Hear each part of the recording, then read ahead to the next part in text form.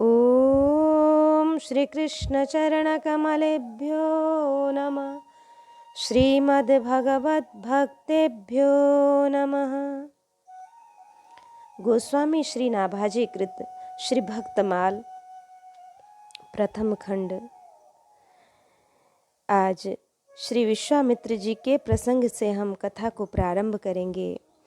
ब्रह्म तेज की प्राप्ति के लिए श्री विश्वामित्र जी ने 1000 वर्ष तक कठिन तप किया। तब ब्रह्मा जी ने आकर कहा कि इस तपस्या के प्रभाव से हम तुम्हें राजर्षि समझते हैं। ये पुनः तप में जुट गए, परंतु अब की बार का तप राजा त्रिशंकु को सशरीर स्वर्ग भेजने में खर्च हो गया।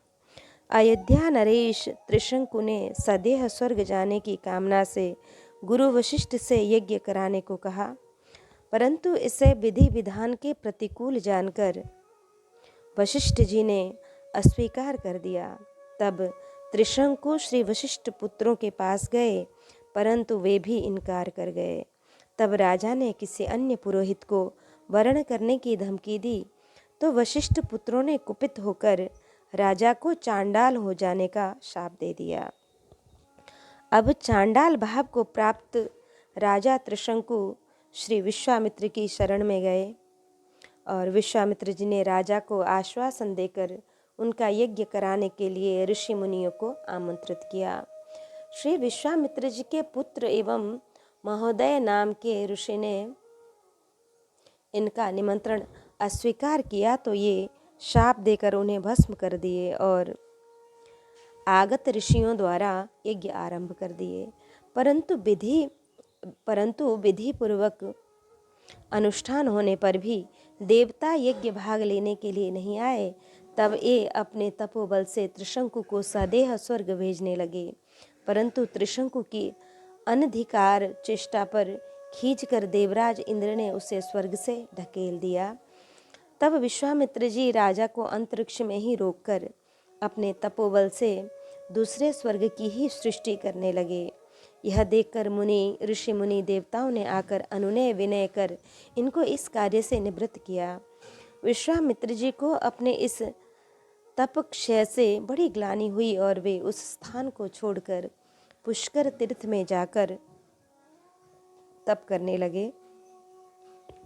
उन्हीं दिनों राजा अम्बरीश का यज्ञ पशु इंद्र द्वारा चुरा लिए जाने पर पुरोहितों ने जब उसके प्रतिनिधि रूप से किसी पुरुष को लाने की आज्ञा दी, तो राजा अम्बरीश महर्षि ऋचिक के मझले पुत्र शूनशेप को 1,00,000 गौ एवं 1 करोड़ स्वर्ण मुद्रा में खरीद कर घर की ओर ले चले।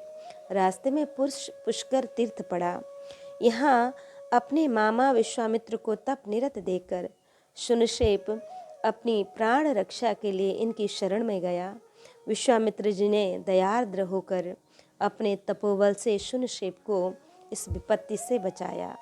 यज्ञ देवता इंद्र और उपेंद्र ने बिना बलि लिए ही राजा को पूर्ण काम का वरदान दे दिया और शूनशेप को दीर्घायु होने का वर दे दिया। एक बार का तप ऐसे चला गया। विश्वामित्र जी ने पुनः 1000 वर्ष तक तप किया, तो ब्रह्मा जी ने आकर इन्हें ऋषि पद प्रदान किया। पुनः तप में लगे, परंतु अब की बार का तप मेनका अप्सरा के मोह जाल में फंस जाने से नष्ट हो गया। तब वे पुष्कर छोड़कर हिमाचल पर जाकर तप करने लगे। 1000 वर्ष बीतने पर ब्रह्मा जी इन्हें महर्षि कहकर चले गए। इन्होंने फिर तप प्रारंभ किया। अब की बार इनकी कठिन तपश्चर्या को देखकर इंद्र ने भयभीत होकर रंभा अप्सरा को तप भंग करने के लिए भेजा। इसे देखकर महर्षि विश्वामित्र को काम का संचार तो नहीं हुआ, परंतु क्रोध हो गया। अब इन्होंने निश्चय किया कि जब तक हमें ब्राह्मणत्व नहीं प्राप्त होगा, तब तक चाहे अनंत वर्ष बीत जाएं, मैं बिना खाए पिए बिना श्वास लिए खड़े होकर तप करूँगा। ऐसा दृढ़ निश्चय कर ये पूर्व दिशा में जाकर 1000 वर्ष तक घोर तप किए। बीच बीच में उन पर बहुत से विघ्नों का आक्रमण हुआ, परंतु काम क्रोधादि इनके मन में नहीं घुसने पाए। व्रत पूर्ण होने पर ज्यों ही अन्न भोजन करना चाहा, इंद्र ने विप्र रूप धरकर उस अन्न को मांग लिया। इन्होंने सहर्ष उस भोजन को दे दिया। पुनः श्वास खींचकर तप में लग गए। इनके मस्तक से अग्नि की ज्वालाएं निकलने लगीं। सब देवता डरकर ब्रह्मा जी के पास दौड़े कि आप शीघ्र उनके मनोरथ को पूर्ण करें। अब उनमें कोई विकार नहीं है। श्री ब्रह्मा जी ने आकर उन्हें ब्रह्मर्षि का पद प्रदान किया। सभी देवताओं एवं ऋषियों ने भी इसे स्वीकार किया, परंतु श्री वशिष्ठ जी अब भी इन्हें अधिक से अधिक महर्षि कहते। श्री विश्वामित्र जी यह नहीं समझ पाते कि अब हमें क्या कमी है। परिणाम यह हुआ कि इनके मन में पुराना बैर पुनः भड़क उठा और अंततो गत्वा ये वशिष्ठ जी को मार डालने का निश्चय कर रात्रि में सुनसान में अवसर की प्रतीक्षा में आश्रम के समीप छिपे रहे।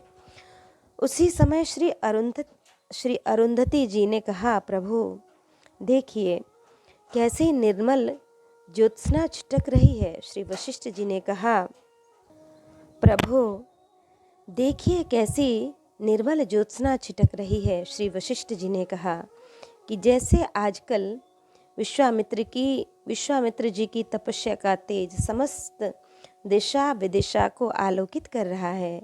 श्री अरुंधति जी परोक्ष में श्री वशिष्ठ जी के श्री मुख से विश्वामित्र जी की प्रशस्ति सुनकर विस्मित होकर पूछी, नाथ, तो फिर आप उन्हें महर्षि क्यों नहीं मान लेते हैं? श्री वशिष्ठ जी ने मुस्कुरा कर कहा, देवी, उनमें अब विकार तो नहीं रहा, परंतु अस्त्र शस्त्र का धारण करना उन्होंने नहीं छोड़ा है, जो ब्राह्मण धर्म के विरुद्ध है। श्री विश्वामित्र जी यह सब सुन रहे थे। उन्हें अब अपनी भूल मालूम हुई। बड़ा पश्चाताप हुआ। अहो, धिक्कार है मुझे जो कि मैंने ऐसे महापुरुष के प्रति दोष बुद्धि करके बध तक करने का दुस्संकल्प कर डाला। फिर तो श्री विश्वामित्र जी अपने सभी अस्त्र शस्त्र उतार फेंके और दौड़कर श्री वशिष्ठ जी के चरणों में साष्टांग दंडवत पड़ गए। श्री वशिष्ठ जी वेदिका से उतरकर उठिए ब्रह्मर्षि, यह कहते हुए उन्हें दोनों हाथों से उठाकर हृदय से लगा लिए। भगवान श्री राम ने इन्हें भी श्री वशिष्ठ जी की ही तरह गुरु का गौरव प्रदान किया है और ये श्री गंगा जी के तट पर स्थित सिद्धाश्रम विहार प्रांत में वर्तमान में जिसे बक्सर कहते हैं, यहाँ पर वास करते हुए जप योग इत्यादि द्वारा भगवान की आराधना करते थे। उन दिनों राक्षसेंद्र रावण का बल पाकर मारीच सुबाहु प्रभृति राक्षस इनके आश्रम में भी बहुत उपद्रव करते थे। यद्यपि ये शाप के द्वारा उनको नष्ट करने में समर्थ थे, परंतु इससे तप हानि विचार कर मुनि जी ने मन में यह निश्चय किया कि भूभार हरणार्थ स्वयं भगवान श्री राम अवतार लेकर अब किशोर वय में प्रवेश कर चुके हैं। अतः चलूं अयोध्या चलकर प्रभु का दर्शन करूं और श्री दशरथ जी से उनको मांग लाऊं, भगवान को मांग लाऊं अपने यज्ञ की रक्षा के लिए। फिर क्या था, मुनि तुरंत चल पड़े श्री अवध की ओर। मन में विविध मनोरथ करते हुए इसका बड़ा ही सुंदर चित्रण श्रीमद् गोस्वामी श्री तुलसीदास जी ने गीतावली रामायण में किया है कि आज सकल सुकृत फल पाई हूँ, सुख की सेव अवधि आनंद की, अवध बिलो की हो पाई हो, सुतनी सहित दशरथ ही देखी हो, प्रेम पुलक उरलाई हो, रामचंद्र मुख चंद्र सुधा छवि, नयन चकोर निप्याई हो, सादर समाचार नृप बूझी है, हो सब कथा सुनाई हो, तुलसी होए कृत कृत्याश्रम ही, राम लखन ले आई हो। भक्त वांछा कल्पतरु भगवान ने मुनि के सभी मनोरथ पूर्ण किए। श्री अयोध्या पहुँचने पर श्री दशरथ जी ने इनका बड़ा सत्कार किया, स्वागत सत्कार किया कि चरण पखारी कीन अति पूजा, सो सम आज धन्य ने मोह सम आज धन्य नहीं दूजा। विविध भांति भोजन कर बाबा, मुनि बर हृदय हर्ष अति पावा। मुनि पुनि चरणनी मेले सुतचारी, राम देखी मुनि देह बिसारी, मगन भये देखत मुख शोभा, जनु चकोर पूरन शशिलोभा। और आगमन का हेतु पूछा। जब विश्वामित्र जी ने अपना अभिष्ट निवेदन किया तो श्री दशरथ जी ने प्रथम तो पुत्र स्नेहवश श्री राम लक्ष्मण को देने में अपनी असमर्थता बताई, परंतु बाद में श्री वशिष्ठ जी के समझाने पर सौंपे भूप ऋषि सुत, बहुविधि देहि असीस, जननी भवन गए प्रभु चले नाई पदसीस। यज्ञ में विघ्न करने वाले राक्षसों का संहार कर श्री राम जी ने मुनियों को निर्भय किया। श्री विश्वामित्र जी ने अपने चीरकाल तप से अर्जित समस्त शास्त्र ज्ञान एवं शस्त्रास्त्र रहस्यों को श्री राम जी को प्रदान कर उन्हें सफल किया। तत्पश्चात मिथिलापुरी में धनुष यज्ञ का महान आयोजन सुनकर युगल राजकुमारों को साथ लेकर वहां के लिए प्रस्थान किए। श्री राम ने शंभु के कठिन कोदंड का खंडन कर विश्व विजय के साथ साथ श्री जानकी जी को भी प्राप्त किया। श्री विश्वामित्र जी की आज्ञा से श्री अयोध्या जी को यह शुभ संदेश भेजा गया। श्री अयोध्या में शुभ संदेश भेजा गया। श्री दशरथ जी बारात लेकर आए और ब्याह के लिए, परंतु ब्याह हो गया उनके चारों राजकुमारों का। आनंद का पारावार नहीं है। श्री दशरथ जी महर्षि विश्वामित्र के चरणों में प्रणाम करते हुए इस समस्त सुख का श्रेय उन्हीं को दे देते हैं। बार बार कौशिक चरण शीस नाई कहराव, यह सब सुख मुनिराज तब कृपा कटाक्ष पसाओ। मिथिला से बारात विदा होने पर श्री विश्वामित्र जी भी अयोध्या आए। श्री दशरथ जी के सद्भाव एवं श्री राम के प्रेमानुरोध से कुछ दिन तक श्री अवध में रहकर पुनः आश्रम को चले आए। श्री वशिष्ठ जी ने इनकी बड़ी महिमा गाई है कि मुनि मन अगम गाधि सुत करनी, मुनि वशिष्ठ विपुल विधि बरनी। ये ऋग्वेद के बहुत से मंत्रों के दृष्टा हैं। इस प्रकार हमने श्री विश्वामित्र जी का प्रसंग, उनका चरित्र श्रवण किया। अब श्री दुर्वासा जी का चरित्र हम श्रवण करें कि महर्षि अत्रि जी के तप से संतुष्ट होकर भगवान शिव ही दुर्वासा रूप से उनके पुत्र बने थे। रुद्रावतार थे, अतः स्वभाव में रौद्रता स्वाभाविक ही थी, परंतु थे परम समर्थ।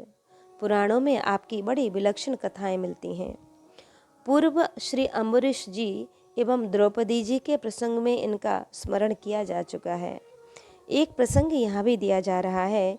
एक बार ये यह कहते हुए घूम रहे थे कि मैं दुर्वासा हूँ, मुझे निवास करने के लिए एक स्थान चाहिए, परंतु याद रखना मुझे तनिक से भी अपराध पर क्रोध आ जाता है। भला जानबूझकर कौन विपत्ति बुलाने लगा। तीनों लोकों में किसी ने भी अपने यहाँ इन्हें आदरपूर्वक बुलाकर अपने निज सदन में तीनों लोकों में किसी ने भी अपने यहाँ रखने का साहस नहीं किया। अंत में घूमते घूमते श्री द्वारका पहुँचे। सबके परमाश्रय भगवान श्री कृष्ण ने इन्हें आदरपूर्वक बुलाकर अपने निज सदन में वास दिया। कभी तो ये हजारों मूर्तियों का भोजन कर ही अकेले ही खा जाते थे और कभी एक बालक की तरह थोड़ा पानी पीकर ही रह जाते थे। कभी दिन में बाहर निकल जाते तो फिर घर लौटकर नहीं आते। भोजन धरा ही रह जाता था। कभी आधी रात को भोजन मांगते। सर्वसमर्थ प्रभु ने सब व्यवस्था की। एक दिन इन्होंने अपने ठहरने के स्थान में आग लगा दी। सब कुछ जलकर भस्म हो गया और अपने दौड़े दौड़े श्री कृष्ण के पास आकर बोले, मैं अभी अभी खीर खाना चाहता हूँ। श्री कृष्ण का संकेत पाते ही महारानी रुक्मणी जी तुरंत स्वर्ण थाल में खीर परोस कर लाई। दुर्वासा जी थोड़ी सी खीर खाकर श्री कृष्ण से बोले, अब इस झूठी खीर को तुरंत अपने अंगों में पोत लो और रुक्मणी जी को भी पोत दो। भगवान ने वैसा ही किया। तदंतर मुनि जी ने श्री रुक्मणी जी को एक रथ में जोतकर उस पर स्वयं सवार होकर, जिस तरह से सारथी घोड़ा को चाबुक मारता है, उसी तरह कोड़े मारते हुए रथ को चलाने लगे। रथ राजमार्ग से जा रहा था। भयवश किसी को कुछ कहने का साहस नहीं हो रहा था। श्री रुक्मणी जी अत्यंत श्रमित होकर जब पृथ्वी पर गिर पड़ी तो रथ से कूदकर दक्षिण दिशा की ओर भागने लगे। पीछे पीछे श्री कृष्ण भी दौड़े और कहते जा रहे थे, भगवान प्रसन्न होइए, प्रसन्न होइए। तब दुर्वासा खड़े हो गए और बोले, वासुदेव, तुमने क्रोध को जीत लिया है। अब मैं तुमको प्रसन्न होकर वर देता हूँ कि तुम संपूर्ण विश्व को प्रिय होगे, तुम्हारी अक्षय कृति होगी। तुमने पूरे शरीर में खीर लगाई है, अतः तुम्हारा शरीर समस्त अस्त्र शस्त्रों से अभेद रहेगा, किंतु तुमने पैर के तलवे में खीर क्यों नहीं लगाई? बस केवल ये तुम्हारे पादतल निर्भय नहीं बन सके। तत्पश्चात रुक्मणी जी से बोले, कल्याणी, तुमको रोग तथा जरा नहीं स्पर्श करेगी, तुम्हारी अंग कांति कभी मलिन नहीं होगी। इतना कहकर महर्षि अंतर्ध्यान हो गए। श्री रुक्मणी जी को साथ लेकर भगवान श्री कृष्ण घर आए तो देखा कि मुनि के जलाई अथवा नष्ट की हुई सभी वस्तुएं सुरक्षित हैं। ऐसे ही आपके अनेकों चरित्र हैं। 88,000 ऋषि, ये ऋषिगण श्री शौनक जी के साथ रहते थे। श्री जाबाली जी, यह एक महर्षि थे और ये धर्म और नीति में बड़े निपुण थे। चक्रवर्ती महाराज धीराज, श्री दशरथ जी इनसे मंत्रणा लिया करते थे। ये उनके यहाँ मंत्री पद पर प्रतिष्ठित थे। श्रीमद् वाल्मीकि रामायण में वर्णन आता है कि जब श्री भरत लाल जी श्री राम को मनाने चित्रकूट गए थे तो ये साथ में थे। वहाँ पर इन्होंने बड़े ही चातुर्यपूर्ण ढंग से श्री राम जी के श्रीमुख से परमार्थ का विवेचन सुनने की लालसा से स्वार्थ को प्राधान्य देते हुए श्री राम से घर लौटने का आग्रह किया है। नीति प्रीति परमार्थ स्वार्थ सुजान श्री राम जी ने मुनि के भाव को जानकर बड़े ही शास्त्रानुमोदित ढंग से परमार्थ का निरूपण किया है। श्री यमदग्नि जी, इनका चरित्र पूर्व आ चुका है और आपका कथन है कि जब से जिनके हृदय में मंगल धाम श्रीहरि बसने लगते हैं तभी से उनके लिए नित्य उत्सव है, नित्य लक्ष्मी और नित्य मंगल है।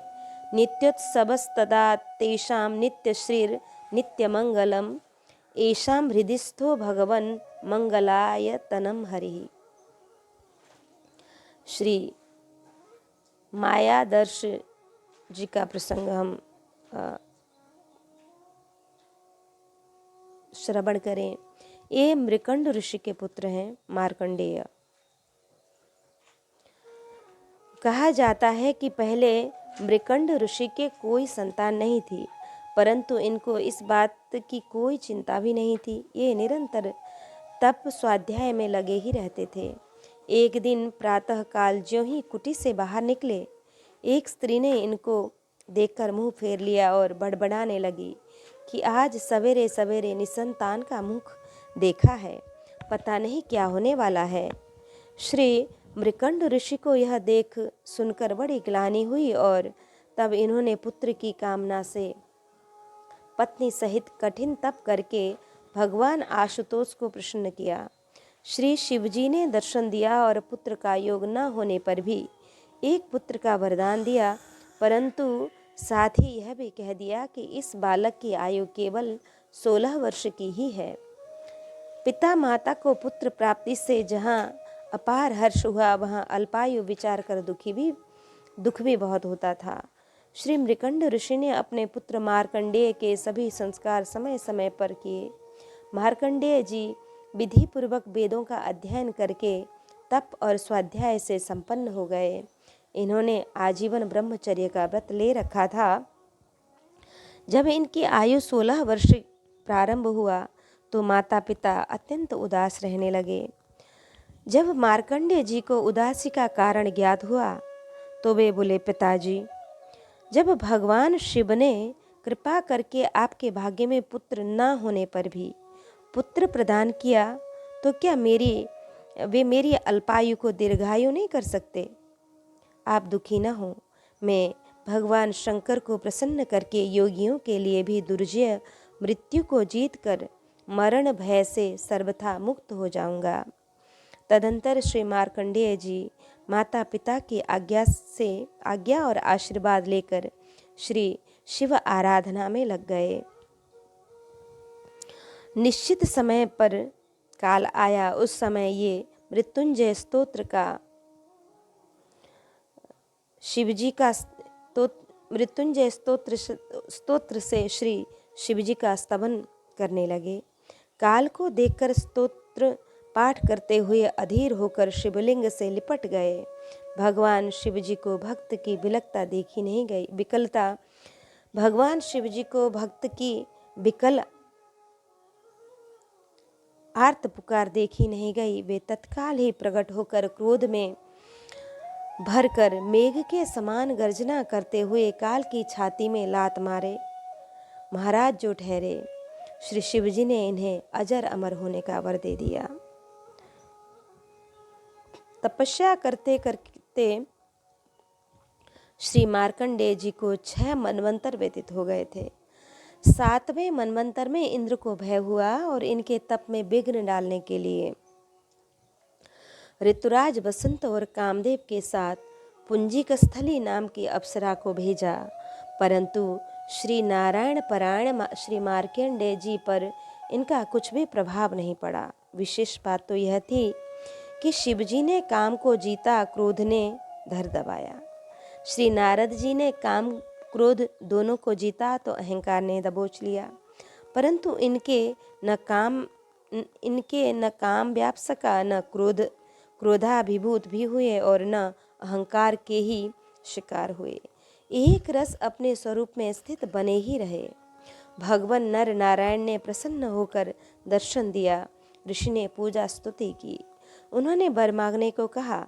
तब ऋषि ने कहा कि आपके दर्शन से बढ़कर क्या है जो मैं मांगूं, तथापि मैं आपकी उस अद्भुत माया को देखना चाहता हूँ जिससे मोहित होकर सभी लोग एक लोकपाल अद्वितीय वस्तु ब्रह्मा में अनेकों प्रकार के भेद विभेद देखने लगते हैं। तुम्हारी अभिलाषा पूर्ण हो, यह कहकर भगवान अंतर्ध्यान हो गए।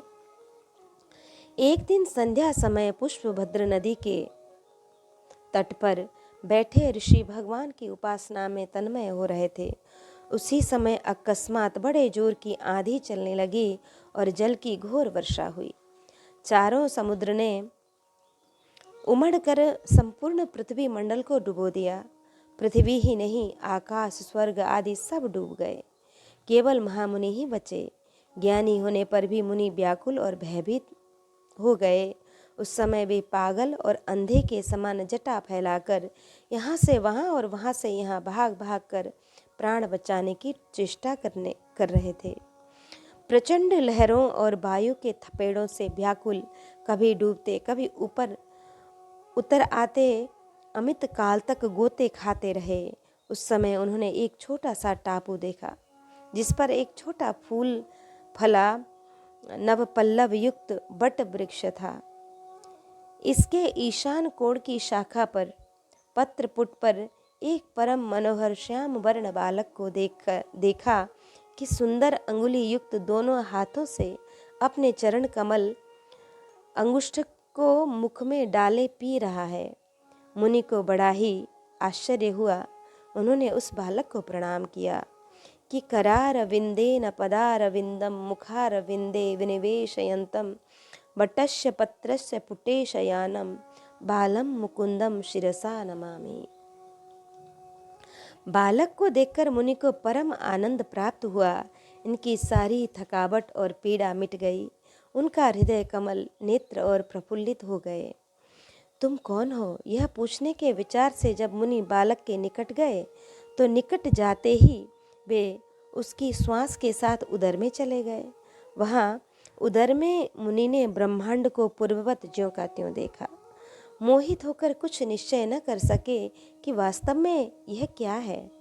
तब तक पुनः उस दिव्य शिशु के श्वास के द्वारा बाहर निकलकर फिर उसी प्रलय सागर में गिर पड़े और अब फिर उन्होंने बट के पत्र पुट में लेटे हुए मुस्कान और तिरछी चितवन से अपनी ओर देखते हुए उन बाल मुकुंद को देखा। मुनि उस छवि को हृदय में बसा करके उसका आलिंगन करने के लिए जो ही आगे बढ़े त्यों ही भगवान अंतर्ध्यान हो गए। प्रबल दृश्य क्षण भर में गायब हो गया और मुनि ने देखा कि मैं तो पहले के समान ही अपने आश्रम में बैठा हूँ। भगवान की इस जगन मोहिनी माया से मुक्त होने के लिए मुनि ने मायापति भगवान की शरण ली। उनका चित्त दयामय भगवान में निश्चल हो गया। उसी समय भगवान शंकर भगवती पार्वती के साथ नंदी पर सवार होकर आकाश मार्ग से विचरण करते हुए उधर ही आ निकले। जब भगवती पार्वती ने मार्कंडेय मुनि को ध्यान में मग्न देखा तो उनका हृदय वात्सल्य स्नेह से उमड़ पड़ा और वे श्री शिवजी से बोली, भगवन, आप कृपा करके इस ब्राह्मण को अभुप्सित वरद प्रदान करें। ऐसे महाभागवत का दर्शन करने, वार्तालाप करने तथा मनोवांछित प्रदान करने के लिए भगवान शिव उनके पास गए, परंतु उस समय मुनि की समस्त मनोवृत्तियाँ भगवत भाव में तन्मय थीं। इसलिए वे यह भी नहीं जान सके कि मेरे सामने स्वयं भगवान गौरी शंकर पधारे हैं। तब श्री शिवजी अपनी योग माया से मार्कंडेय मुनि के हृदय में प्रवेश करके दर्शन दिए। हृदय में अकस्मात भगवान नारायण की जगह श्री शिवजी की स्फूर्ति होने से मुनि का ध्यान छूट गया। आंख खोलकर देखे तो सामने श्री शिव पार्वती विराजमान है। मुनि ने चरणों में प्रणाम कर विधिपूर्वक पूजा स्तुति की। श्री शिवजी ने प्रसन्न होकर वर मांगने को कहा। तब मुनि ने यह वर मांगा कि भगवान में, उनके शरणागत भक्तों में और आप में मेरी अविचल भक्ति सदा सदा सर्वदा बनी ही रहे। आशुतोष औढ़र दानी भगवान शिव मुनि को मन भावता वरदान देकर वहां से चले गए। भृगुवंश शिरोमणि मार्कंडेय जी अब भी भक्ति भाव भावित हृदय से भगवान का चिंतन करते हुए इस पृथ्वी पर विचरण करते हैं। श्री कश्यप जी ये ब्रह्मपुत्र महर्षि मरीचि के पुत्र तथा दक्ष प्रजापति के जमाता हैं। इनके द्वारा सृष्टि का बहुत विस्तार हुआ है। देवता, दैत्य, दानव, मानव, पशु, पक्षी आदि सभी इनकी ही संतानें हैं। वामनावतार में भगवान ने इन्हें पिता का गौरव प्रदान किया। एक कल्प में ये श्री दशरथ कौशल्या भी हुए थे। तब स्वयं भगवान श्री राम अपने अंशों सहित इनके पुत्र बने थे। कश्यप अदिति महातप कीन्ह तिनकह में पूरब वरदीन्ह ते दशरथ कौसल्या रूपा कौशलपुरी नगर पुरी प्रगट नर भूपा तिनके गृह अब तरही हो जाई रघुकुल तिलक सो चार्यु भाई। एक समय की बात है। राजा अंग के साथ स्पर्धा हो जाने के कारण पृथ्वी की अधिष्ठात्री देवी अपने लोक धर्म धारण रूप शक्ति का परित्याग करके अदृश्य हो गई। उस समय विप्रवर कश्यप ने अपने तपोबल से पृथ्वी को थाम रखा था। इनका भगवान के श्री चरण कमलों में अविचल अनुराग है। यही कारण है कि सृष्टि रचना में संलग्न रहने पर भी इन्हें माया नहीं व्यापती है। श्री पर्वत जी इनकी देवर्षियों में गणना है। महाभारत में इनका और श्री नारद जी का अनेक स्थलों पर साथ साथ वर्णन पाया जाता है। श्री नारद जी की तरह यह भी विचरणशील स्वभाव के हैं। अद्भुत रामायण में कथा आती है कि एक बार श्री नारद जी और श्री पर्वत दोनों मित्र साथ साथ विचरते हुए श्रीनगर के राजा अम्बरीश के यहाँ गए। राजा ने इनका बड़ा स्वागत सत्कार किया और अपनी लाडली बेटी जिसका नाम श्रीमती था, उसको बुलाकर मुनि के चरणों में प्रणाम कराकर उसके भाग्य के संबंध में जिज्ञासा की। दोनों ही मुनि श्रीमती के सुंदर रूप एवं शुभ लक्षणों पर मोहित होकर उनको पृथक पृथक राजा से वर मांगने को कहा। राजा का यह उत्तर मिलने पर कि कन्या जिसको जयमाला पहना दे वही ले जाए। दोनों ही मुनि श्रीमती के सुंदर रूप एवं शुभ लक्षणों पर मोहित होकर उसको पृथक पृथक राजा से मांगने लगे। राजा का यह उत्तर मिलने पर कि कन्या जिसको जयमाला पहना दे वही ले जाए। दोनों पृथक पृथक भगवान के यहाँ गए और दोनों ने ही उनसे सब वृत्तांत कहकर अपना अपना मनोरथ प्रकट किया। नारद ने पर्वत ऋषि का मुख बंदर का सा और पर्वत के नारद मुनि का सा मुख लंगूर का सा कर देने के लिए पृथक पृथक प्रार्थना की और साथ ही यह भी प्रार्थना की कि राजकुमारी को ही भैरूप दिख पड़े, दूसरे को नहीं। भगवान ने दोनों से एवमस्तु कहा। तत्पश्चात दोनों ही राजा के यहाँ गए। राजा ने बुलाकर कहा कि दोनों ऋषियों में से जिसे चाहो उसे जयमाला पहना दो। कन्या जयमाला लिए खड़ी है, उसे वहाँ एक बंदर, एक लंगूर और एक सुंदर धनुष बाणधारी दिख पड़े हैं। ऋषि कोई न देख वह ठिठक कर रह गई। संकोच का कारण पूछने पर उसे जो दिख रहा था वह उसने कह दिया और जयमाला धनुषधारी पुरुष भगवान श्री राम के गले में डाल दिया। भगवान उसे लेकर अंतर्ध्यान हो गए। इस रहस्य को न समझकर दोनों ऋषि भगवान के पास गए और उपालंब दिए। शिकायत की कि भगवान ने कहा कि हम भक्त पराधीन हैं, तुम दोनों ही हमारे भक्त हो, अतः हमने दोनों का कहा किया। ऋषियों को जब यह मालूम हुआ कि यही कन्या को ले गए, दोनों ने ही उनको शाप दिया कि मम अपकार कीन तुम भारी, नारी बिरह तुम होब दुखारी। कपि आकृति तुम कीन हमारी, करिहे किस सहाय तुम्हारी। बाद में जब इन्हें आत्मस्वरूप का ज्ञान हुआ तो ये बहुत ही पश्चाताप किए और भगवान से शाप के मिथ्या हो जाने की प्रार्थना करने लगे। परंतु भगवान ने शाप को अपनी इच्छा कहकर दोनों को समझा बुझाकर विदा कर दिया। श्री पराशर मुनि जी ये ब्रह्मर्षि वशिष्ठ के पौत्र, महर्षि शक्ति के पुत्र एवं भगवान वेद व्यास जी के पिता हैं। इनकी माता का नाम अदृश्यंती था। इन्होंने 12 वर्षों तक माता के गर्भ में ही रहकर वेद अभ्यास किया था।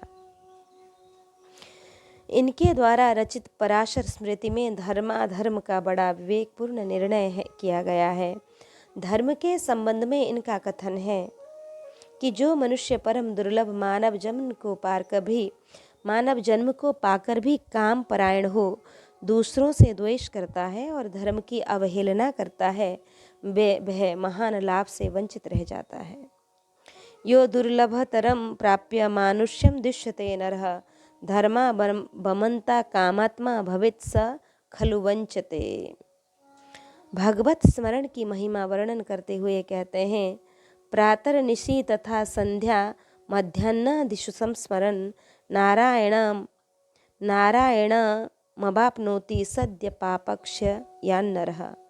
प्रातः काल, सायंकाल, रात्रि में अथवा मध्याह्न में किसी भी समय श्री नारायण का स्मरण करने से पुरुष के समस्त पाप तत्काल ही क्षीण हो जाते हैं। 18 पुराण। साधन साध्य सहस्त्र पुराण फल रूपी श्री भगवत, ब्रह्मा विष्णु शिवलिंग पद्म स्कंद विस्तारा, वामन मीन बराह अग्निकूरम उदारा, गरुड़ नारदी भविष्य ब्रह्म वैवर्त श्रवण सुचि, मार्कंडेय ब्रह्मांड कथा नाना उपज रुचि, परम धर्मम श्रीमुख कथित चतुश्लोकी निगम सत, साधन साध्य सहस्त्र पुराण फल रूपी श्री भागवत की ये ब्रह्मा पुराण आदि सहस्त्र पुराण साधन हैं और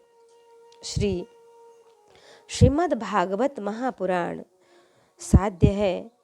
पुराणों में यह फल रूप है। इन सभी पुराणों में विशेषतया श्रीमद् भागवत में स्वयं भगवान के श्रीमुख से परम धर्म कहा गया है।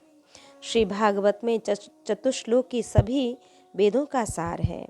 18 पुराण विस्तृत उदार हैं और इनके सुनने से अंतःकरण पवित्र होता है। इनमें अनेक प्रकार की कथाओं का वर्णन है जिनसे इष्टदेव में रुचि उत्पन्न होती है।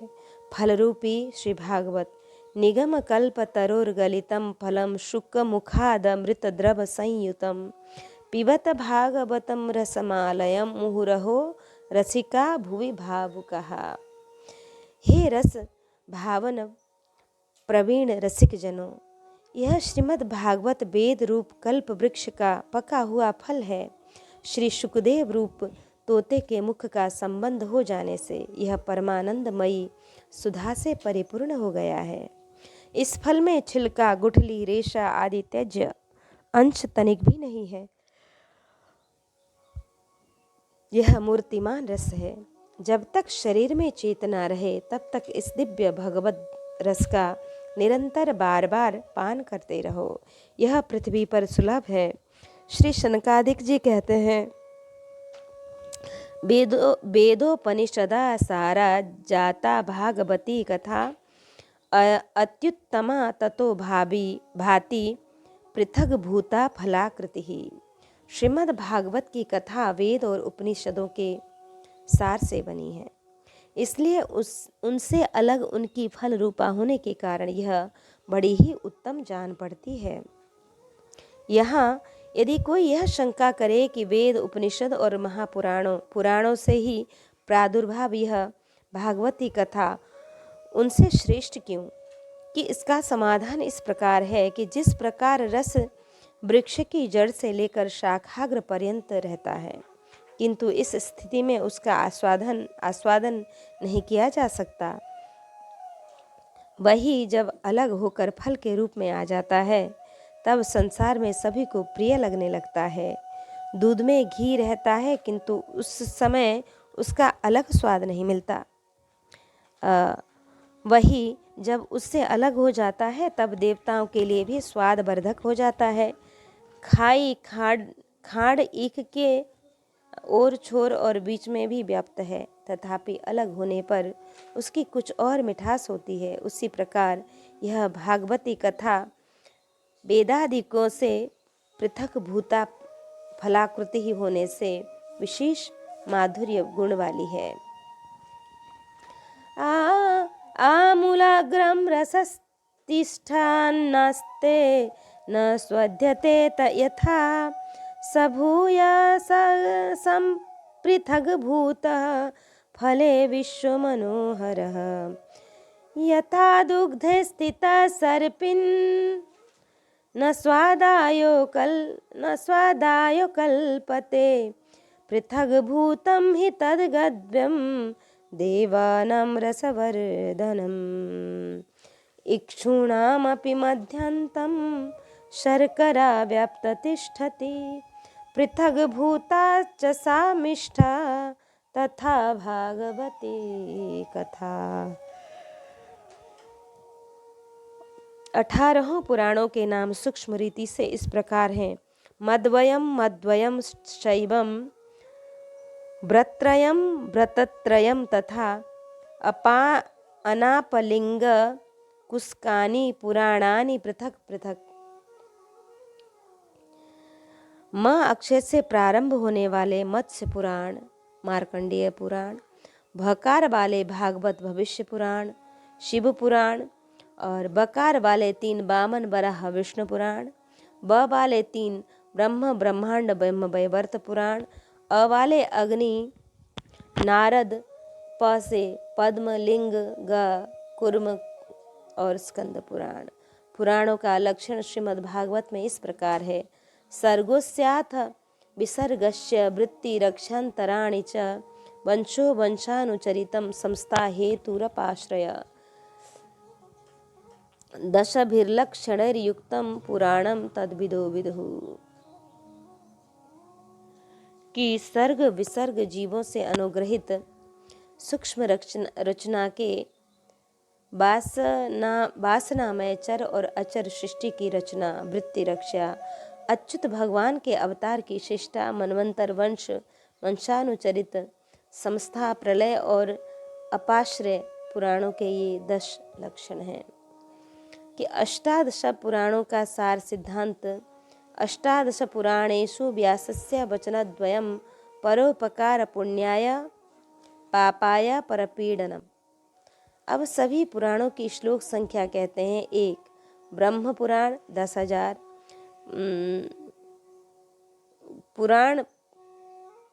ब्रह्म पुराण 10,000, विष्णु पुराण 23,000, शिव पुराण 24,000, लिंग पुराण 11,000, पद्म पुराण 55,000, स्कंद पुराण 21,000, वामन पुराण 10,000, श्रीमत्स्य पुराण 14,000, 12 पुराण 24,000, अग्नि पुराण 15,000, कुर्म पुराण सहस्त्र,000, गरुड़ पुराण 19,000, नारद पुराण 25,000, भविष्य पुराण 14,500, ब्रह्म वैवर्त पुराण 18,000 और मार्कंडेय पुराण 9,500, ब्रह्मांड पुराण 12,000, श्रीमद् भागवत पुराण 18,000। संपूर्ण संख्या 4 लाख होती है। और परम धर्म देखिए। चतुश्लोकी श्री ब्रह्मा जी की तपस्या से प्रसन्न होकर भगवान ने इन्हें अपना दर्शन दिया, अपने निर्गुण सगुण स्वरूपों का ज्ञान दिया, सृष्टि रचने की सामर्थ्य दी और सृष्टि करते हुए भी संसार से लिप्त न हो, इसके लिए चतुश्लोकी का उपदेश दिया। ज्ञानम परम गुह्यम में यद विज्ञान समन्वितम सरहस्यम तदंगम च गृहाण गदितम मया यावानहमः यथा भावो यद्रूप गुणकर्मकः तथैव तत्त्वविज्ञान मनस्तु ते मदनुग्रहात् अहमेवासमेवाग्रे नान्यद् यद् सदसत् परं पश्चानहं वेद तच्च युवशिष्येस्त सोम्यहम्। ऋतेर्थ यत् प्रतीयेत न प्रतीयेत चात्मनि तद् विद्यादात्मनो मायां यथा भासो यथा तमः यथा महान्ति भूतानि भूतेषु चावचेष्वनु प्रविष्टान्यप्रविष्टानि तथा तेषु न तेष्वहम् एतावदेव जिज्ञास्य तत्त्वजिज्ञासुनात्मनः अन्वयव्यतिरेकाभ्यां यत्स्यात् सर्वत्र सर्वदा। श्री भगवान ने कहा, अनुभव प्रेमा भक्ति तथा साधनों से युक्त अत्यंत गोपनीय अपने स्वरूप का ज्ञान मैं तुम्हें कहता हूँ, तुम उसे सुनकर ग्रहण करो। जितना मेरा विस्तार है, मेरा जो लक्षण है, मेरे जितने और जैसे रूप और गुण लीलाएं हैं, मेरी कृपा से तुम उनका तत्व ठीक ठीक वैसा ही अनुभव करो। सृष्टि के पूर्व में मैं ही था, मेरे अतिरिक्त न स्थूल न सूक्ष्म और न दोनों का कारण न सूक्ष्म और न तो दोनों का कारण अज्ञान।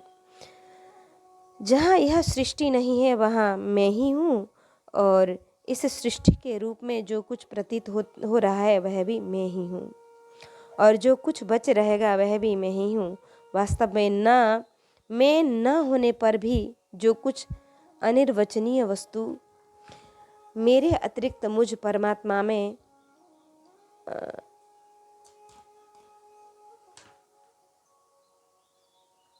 मेरे परमात्मा में 2 चंद्रमाओं की तरह मिथ्याई प्रतीत हो रही है, अथवा विद्यमान होने पर भी आकाश मंडल के नक्षत्रों में राहु की भांति जो मेरी प्रतीति नहीं होती, इसे मेरी माया समझना चाहिए। जैसे प्राणियों के पंचभूत तरचित छोटे बड़े शरीर में आकाशादि पंच महाभूत उन शरीरों के कार्य रूप से निर्मित होने के कारण प्रवेश करते भी हैं और पहले से ही उन स्थानों में और रूपों में कारक रूप से विद्यमान रहने के कारण प्रवेश नहीं भी करते हैं।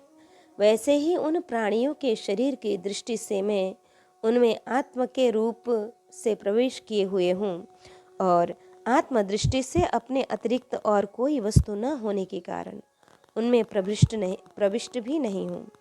यह ब्रह्मा नहीं, यह ब्रह्म नहीं, यह ब्रह्म नहीं, यह ब्रह्म नहीं, इस प्रकार निषेध की पद्धति और यह ब्रह्म है, यह ब्रह्म है, इस अन्वय की पद्धति से यही सिद्ध होता है कि सर्वातीत एवं सर्वस्वरूप भगवान ही सर्वदा और सर्वत्र स्थित हैं। वही वास्तविक तत्व है।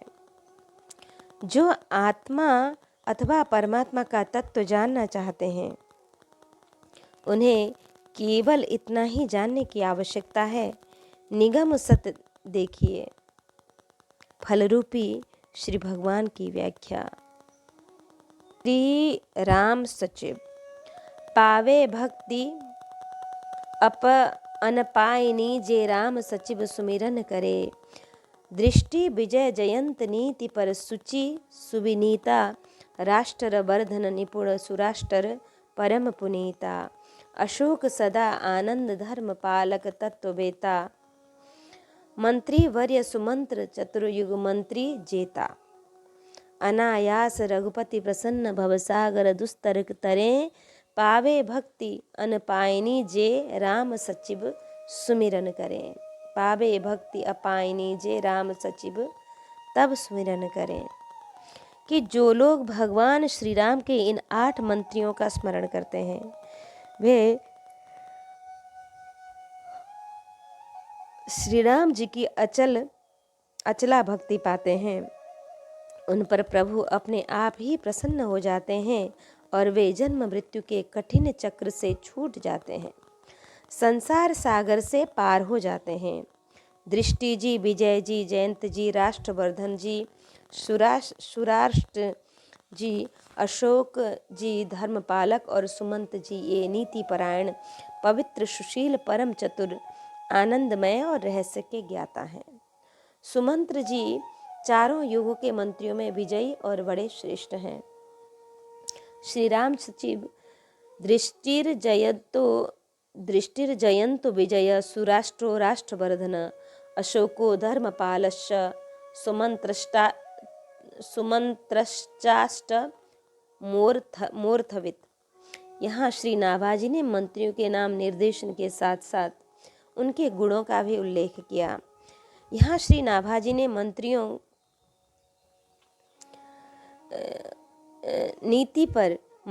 के नीतिमान होना चाहिए। मंत्रियों को नीतिमान होना चाहिए क्योंकि राजा की रही नीति बिनु जाने। सचिव वर्धन रुचि हरिपद प्रीति।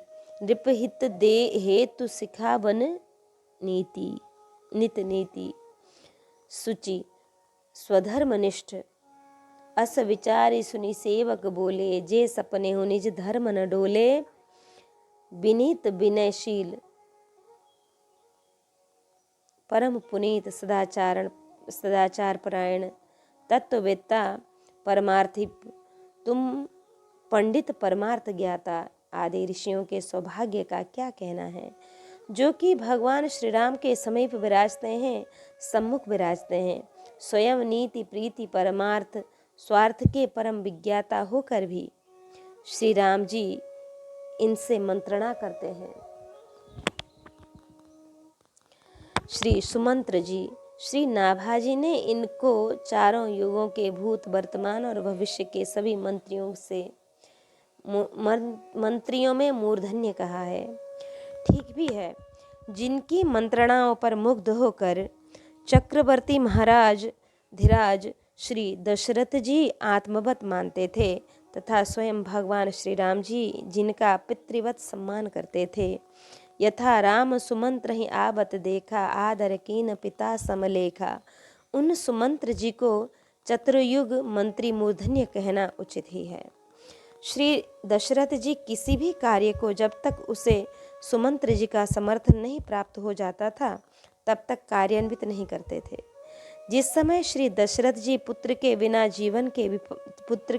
जीवन को विफल मानकर अत्यंत ग्लानि कर रहे थे, उस समय श्री सुमंत्र जी ने श्री सनत कुमार जी के श्रीमुख से सुने हुए कथा प्रसंग को सुनाकर, जिसमें उन्होंने यह बात निश्चय पूर्वक कही थी कि श्री ऋष्यभृंग के द्वारा पुत्रिष्टि यज्ञ कराए जाने पर श्री दशरथ जी को 4 त्रिभुवन विदित भक्त भयहारी पुत्र होंगे, महाराज की चिंता दूर की थी। यथा सुमंत्रस्य वचः श्रुत्वा रिष्टो दशरथो भवत्। मन में श्री राम राज्याभिषेक की अभिलाषा होने पर श्री दशरथ जी श्री गुरुदेव वशिष्ठ की अनुमति लेकर तथा सुमंत्र जी का भी सहर्ष समर्थन पाकर अभिषेक की तैयारी करने लगे। दैव प्रेरणा से कैकेयी के द्वारा विघ्न हुआ। श्री अवध में हर्ष का और छोर नहीं था। प्रजा हर्षोल्लास में भरी हुई श्री राम राज्याभिषेक दर्शन की प्रतीक्षा में थी, परंतु आश्चर्य, सूर्योदय हो गया किंतु श्री दशरथ जी के दर्शन नहीं हुए। पता लगने पर मालूम हुआ कि अभी शयन कक्ष से बाहर ही नहीं निकले और उन्हें जगाने के लिए किसको भेजा जाए। सर्वसाधारण का तो शयनागार तक प्रवेश हो ही नहीं सकता, अतः सब लोगों ने मिलकर श्री सुमंत्र जी को ही भेजा, क्योंकि ये महाराज के परम अंतरंग थे। जाहु सुमंत्र जगा बहु जाई, कीजिए काज रजाए सु पाई। श्री सुमंत्र जी महल में प्रवेश किए। यद्यपि उन्हें स्थिति का कुछ भी पता तो नहीं था, परंतु श्री दशरथ जी एवं कैकेयी दोनों की दशा देखकर जान गए कि रानी ने कुछ कुचाल किया है। लखी कुचाल कीन कछु रानी, यह सुमंत्र जी की दूरदर्शिता है। श्री दशरथ जी का संकेत पाकर श्री सुमंत्र जी श्री राम जी को बुला लाते हैं। स्थिति स्पष्ट हो गई। श्री राम माता पिता की आज्ञा शिरोधार्य कर जानकी जी एवं लक्ष्मण को साथ ले वन को चले। श्री सुमंत्र जी राजा की आज्ञा अनुसार श्री राम जानकी एवं लक्ष्मण को रथ पर बैठाकर ले चले। संपूर्ण श्री अयोध्या जी की प्रजा श्री राम प्रेमावश रथ के साथ दौड़ चली। प्रथम विश्राम तमसा तट पर हुआ। श्री राम जी ने समझा बुझाकर प्रजा जनों को लौटाना चाहा, परंतु वे लौटने को प्रस्तुत नहीं थे। तब श्री राम जी ने सबके सो जाने पर श्री सुमंत्र जी से खोज मांगकर, जिसमें रथ के चिन्हों का पता न लग सके, रथ हाँकने को कहा। इन्होंने प्रभु की आज्ञा का पालन किया। श्री अयोध्यावासी विलाप कलाप करते हुए घर को लौट आए। इधर रथ श्री गंगा तट पर स्थित श्रृंगेरपुर पहुंच गया। श्री राम सखा निषादराज गुह ने प्रभु का स्वागत सत्कार किया। रात्रि भर प्रभु गंगा तट पर निवास किए। प्रातःकाल नित्य कृत्य से निवृत्त होकर बट का धूप प्रकाश यहीं से होकर बट का दूध मांग कर अनुज सहित सिर जटा बनाए। देखी सुमंत्र नयन जल छाए। श्री सुमंत्र जी के श्री राम के प्रेम का प्रकाश यहीं से होता है। प्रभु को तापस वेश बनाए देख सुमंत्र जी की व्यथा का पारावार नहीं रहा। वे श्री दशरथ जी का संदेश सुनाते हुए श्री राम जी के चरणों में पड़कर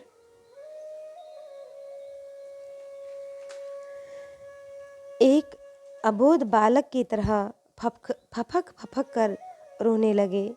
करि बिनती पाए न परेऊ, दीन बाल जिमि रोय।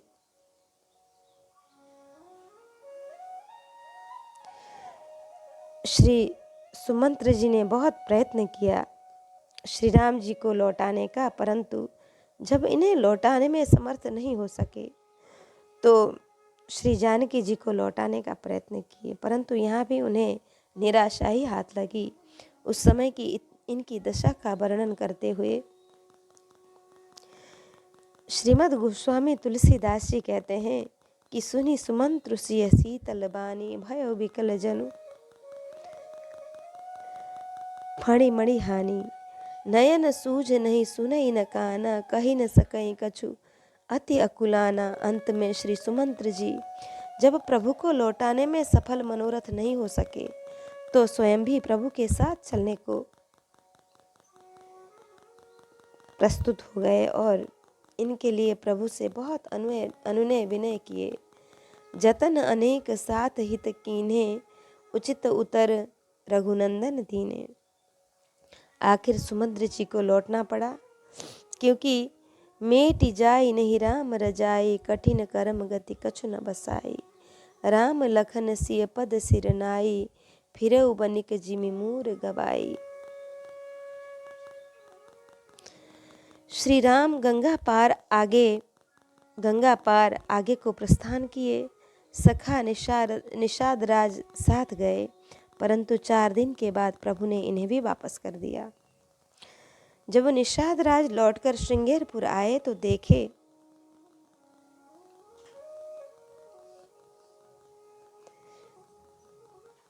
सुमंत्र जी मूर्छित पृथ्वी पर पड़े हैं।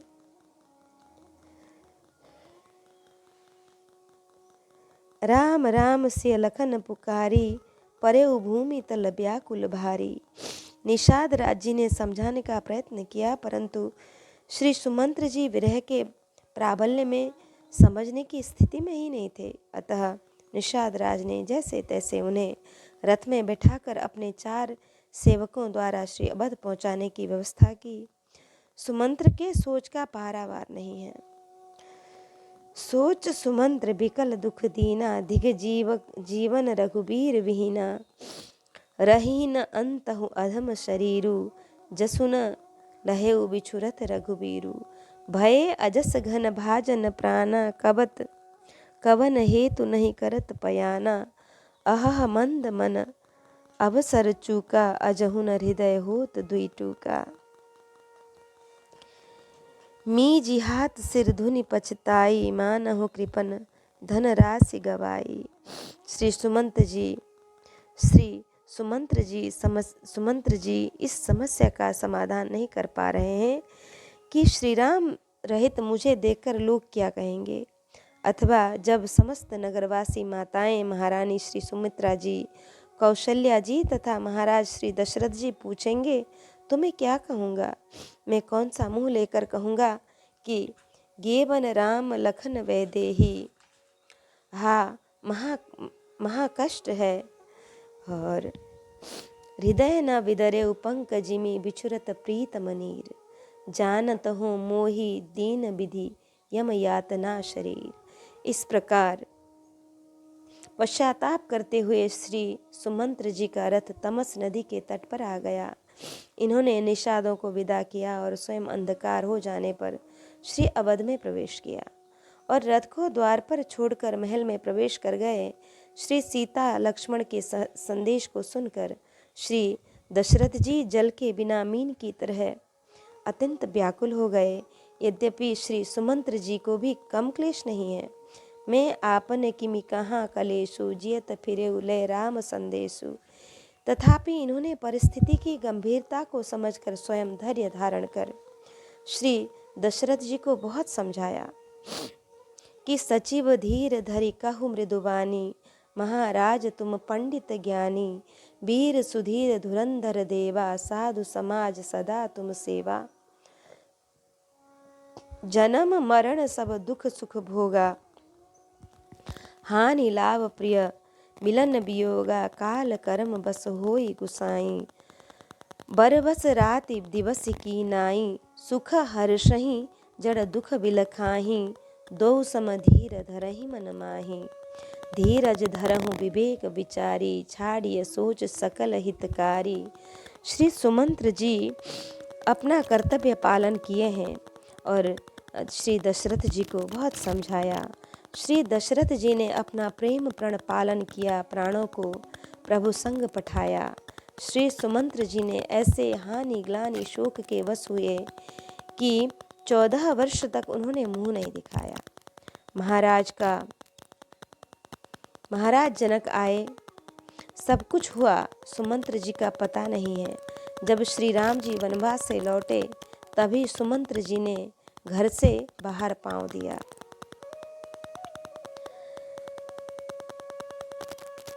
तब मुनि कहे सुमंत्र सन, सुनत चले हर्षाई। रथ अनेक बहु बाज गज, तुरत सवारे जाई। जहाँ तहाँ धावन पठई पुनि, मंगल द्रव्य मगाई। हर्ष समेत वशिष्ठ पद, मुनि सिर नायउ नाई। ऐसे महाभागवत थे श्री सुमंत्र जी। तभी तो श्री नाभाजी कहते हैं, मंत्री वर्य सुमंत्र चतुर्युग मंत्री जेता। इस प्रकार आज हमने श्री सुमंत्र जी, श्री मार्कंडेय जी और श्री विश्वामित्र जी का प्रसंग हमने श्रवण किया और अति क्रोधी श्री दुर्वासा जी का भी प्रसंग हमने संक्षेप में श्रवण किया। श्री राम जय जय राम, श्री राम जय जय राम।